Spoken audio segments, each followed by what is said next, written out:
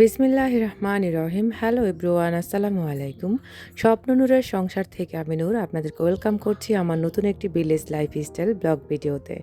কাছে এবং দূরে, দেশ এবং প্রবাস থেকে যারা আমাদেরকে দেখছেন, আশা করছি আল্লাহ তাআলার অসীম রহমতে আপনারা সবাই ভালো আছেন।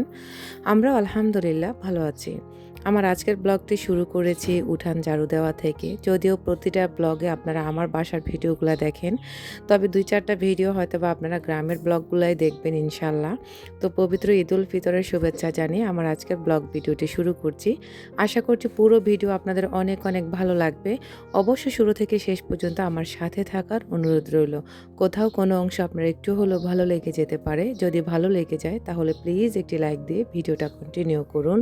আপনার ছোট্ট একটি লাইক আমাকে নতুন একটি দিনের ভিডিও মেক করার উৎসাহ যোগায়। আর যদি এখনও আমার চ্যানেলটিকে সাবস্ক্রাইব করে না থাকেন তাহলে প্লিজ সাবস্ক্রাইব করে আমার পরিবারের একজন বন্ধু হয়ে থেকে যেতে পারেন। পাশে থাকা অল অপশনটা অন করে রাখবেন। আমি যখনই ভিডিও আপলোড করব নোটিফিকেশন পৌঁছে যাবে আপনার কাছে।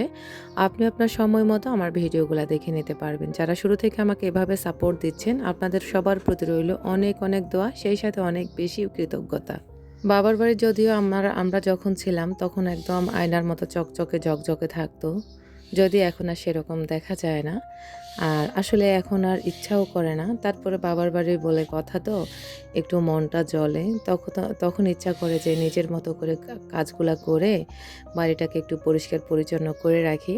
তো আসলে কাজ দেখলে না সহ্য হয় না, মানে এলোমেলো থাকলে। তো দেখা গেছে এলোমেলো যদিও থাকে না তেমন একটা, তারপরেও যেহেতু আমার এখন বিকেল টাইম, তো ওরা সবাই ঘুমাচ্ছে। তা আমার কেন জানি মনে হলো যে উঠানটা একদম এলোমেলো হয়ে পড়ে আছে। আর এই যে সিমগুলো, এগুলো আমাদের গাছের সিম, তো এগুলাকে রোদে দিয়েছিল। তো এখন আমি এই সিমগুলাকে হচ্ছে এই কী বলে এটাকে, আমাদের দেশে আসলে আমাদের নোয়াখালীতে এগুলাকে ওয়া বলে। আপনারা হয়তো অনেকে আমার এই কথাটা শুনে হাসতে পারেন, এগুলাকে অনেকে খাঁচি বলে, অনেক কিছু বলে আর কি। তো এখন আমি এটা হচ্ছে ভালো করে সিমগুলো শুকানো হয়ে গেলে মানে ২-৩টা রোদে দিবে আর কি। তো আজকে প্রথমে রোদে দিয়েছে। তো এগুলাকে আমি এখন হচ্ছে একটা এই যে খাঁচিটার মধ্যে নিয়ে নিলাম।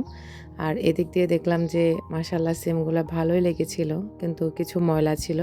তো ওগুলো আস্তে আস্তে ফেলে দিচ্ছি আর কি। তো ওরা যেহেতু ঘুমাচ্ছে, আমার ভাইয়ের বউ দুজনে ঘুমাচ্ছে। তো ওদেরকে আর না ডেকে আমি আমার মতো করে কাজগুলোকে গুছিয়ে নিচ্ছি। তা আমার আসলে ভালো লাগে কাজ করতে। যদিও এখন গ্রামে আসলে আর কাজ করতে ইচ্ছা করে না। সত্যি কথা, একদম মোটেও ইচ্ছা করে না যে একটু পানি ঢেলে খাই। এমন একটা শরীর ছেড়ে দেয় আর কি। ওই যে শহরে কাজ করতে করতে এখন গ্রামে আসলে আর ইচ্ছা করে না যে কাজ করে খাই। তো ২-৪ দিন যাই থাকি। তারপরও নিজেদের কাজ নিজেরাই করতে পছন্দ করি। তো সবার উপর আসলে আমি ডিপেন্ডেন্ট না। আমি কারো উপরে বোঝা হয়ে থাকতেও চাই না। আমি চাই নিজের উপর ডিপেন্ডেন্ট করে আমি চলাফেরা করি, বা নিজের আত্মবিশ্বাসের উপর নিজে নির্ভরশীল। আলহামদুলিল্লাহ। আমি এই পর্যন্ত কখনো কারো বোঝা হয়ে থাকিনি। কারো কাছে কখনো আমি অন্যায় আবদার করিনি, এবং কি কখনো করবও না। আর কখনো কারো বোঝা হয়ে থাকতেও আমি রাজি না। আমার একান্ত ভালো লাগে আমি নিজের প্রতি নিজে আত্মনির্ভরশীল হওয়াটা আমি শিখে গেছি। এজন্য এখন কাউকে আমি কাজের ফরমাইশ দিতেও ভালো লাগে না। যখন যেটা ভালো লাগে নিজের চোখের সামনে পড়েছে, ভালো লেগেছে, করে ফেলেছি। ওই যে আরেকজনকে বলবো, সে করবে, আবার নিজের কাছে বিরক্ত আসবে। এত কাহিনী করার কি প্রয়োজন? নিজের ভালো লাগা থেকে কাজগুলা করে ফেলি, এই আর কি। এই যে দেখতে পেলেন, একদম মানে এরকম যে ছড়িয়ে ছিটিয়ে আছে না, এরকম আমরা রাখি না। মানে আমরা ৩ বোনের ভেতরে ১ বোনও এলোমেলো চলাফেরা আমরা মোটেও পছন্দ করি না। আমরা চাই প্রতিটা জিনিস নির্দিষ্ট একটা জায়গায় থাকবে, যেটা কিনা নিজের চোখে দেখতেও ভালো লাগবে। সবসময় সবকিছু দেখতেও অন্যরকম একটা মানে ভাইব আসবে আর কি। তো এই যে প্রতিটা এমনি কিন্তু পরিষ্কারই, কিন্তু ওই যে প্রতিটা জিনিস এলোমেলো ছড়ানো ছিটানো, মানে জায়গার জিনিস জায়গা নেই, যেটা দেখলে মাথাটা নষ্ট হয়ে যায়। আমরা আবার ৩ বোনে একদমই এলোমেলো খুব মানে আমরা পছন্দই করি না। আমরা চাই সবকিছু আমাদের পরিপাটি থাকতে হবে, একদম গোছানো থাকতে হবে। তো এই যে এতগুলো জুতো মানে উঠানে দরজার সামনে আমার কেমন জানি বিরক্তি লাগতেছে। তো এখন বিকেল টাইমেও সবাই ঘুমাচ্ছে। আমি হচ্ছে এসে এই কাজগুলা করে নিচ্ছি। তো এদিক দিয়ে যে বেলচা, ঝাড়ু, কতগুলা জুতা, তারপরে হচ্ছে ঘরের সামনে দেওয়ার বস্তা, সবগুলা মানে এলোমেলো নোংরা কেমন জানি আমার লাগতেছিল। তো ইচ্ছা হয়েছিল যে বাবার বাড়িটাকে একটু সুন্দর পরিষ্কার পরিচ্ছন্ন করে ফেলি। কিন্তু আসলে এখন আর ইচ্ছা থাকলেও উপায় নেই। কারণ এখন আর ইচ্ছাও করে না। আর ওই যে শহরে কাজ করতে করতে একদম বলা যায় ক্লান্ত হয়ে পড়ি। এসে যে আবার করবো সেরকমও কোনো শক্তি থাকে না। তারপরেও করি। তারপরে ওই যে বললাম না মায়া লাগে। আমার বাবার বাড়ির প্রতি একটু দুর্বলতা সব মেয়েরই থাকে।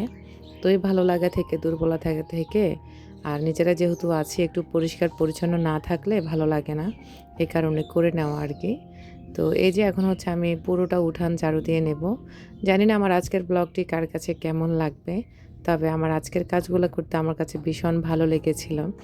আপনারা আমার যদি হয়তোবা গ্রামে জায়গা থাকতো আমি এরকম একটা ছোট্ট একটা টিনের ঘর দিয়ে দিতাম আমার বাবাদের পাকের ঘরের মতো। এরকম একটা টিনের ঘর দিয়েও আমি থাকতে পারতাম। কিন্তু আমার জায়গা তো নেই আ বা ঘর তো নেই। তো এই কারণে হয়তোবা আপনারা দেখতে পান না। যদি সত্যি আমার গ্রামে জায়গা থাকতো, ঘর থাকতো তাহলে আমি কিন্তু গ্রামে এসে আপনাদের সবার জন্য ব্লগ ভিডিও বানাতাম। কিন্তু সেটা তো আল্লাহ পাক তৌফিকে রাখেনি বা আমাদের নসিবে নেই আরকি। তবে ইনশাআল্লাহ আমি আশাবাদী হয়তোবা আল্লাহ দিয়ে যেভাবে হোক আল্লাহ মিলিয়ে দিবে আরকি।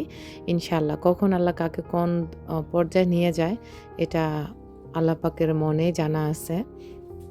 তাই আসলে আমি এখন আর আফসোস করি না। আমার ঘর নেই, বাড়ি নেই এগুলো নিয়ে আফসোস করি না। তবে মাঝে, মাঝে খুব ডিপ্রেশনে চলে যাই আরকি। সবসময় না আরকি। তো এদিক দিয়ে হচ্ছে এখন পুরো উঠান ঝাড়ু দিয়ে দেব। আর এই চুলাটাতে কিন্তু আমার ছেলেরা রান্নাবান্না করলে ওরা অনেক বেশি হ্যাপি হয়। যদিও এই চুলাটাতে আমার মা আমরা আসলে দিনের বেলা মানে শীতকালে আসলে নাস্তা বানাই এটার মধ্যে। আমরা ৩ বোন একসাথে হলে মাশাআল্লাহ আমরা ৩ বোনের প্রায় ৯-১০ জন আমরা মানুষ হয়ে যাই আরকি। এই কারণে একটু বেশি হয়ে যায়। তো মাটির চুলাতেই করাটা মানে করাও লাগে মাটির চুলাতে। তো এইবার আসছি পর্যন্ত কিন্তু মাটির চুলাতে কিছুই করেনি। শুধু ভাত রান্না করতেছে। আর সবগুলো হচ্ছে গ্যাসে রান্না করে। তো যাই হোক এখন পুরো উঠান বাড়ি আমি ঝাড়ু দিয়ে দিয়েছি। আর এদিক দিয়ে হচ্ছে এখন যে জিনিসগুলো যেখানে থাকার প্রয়োজন ঠিক সেখানে গুছিয়ে রাখবো।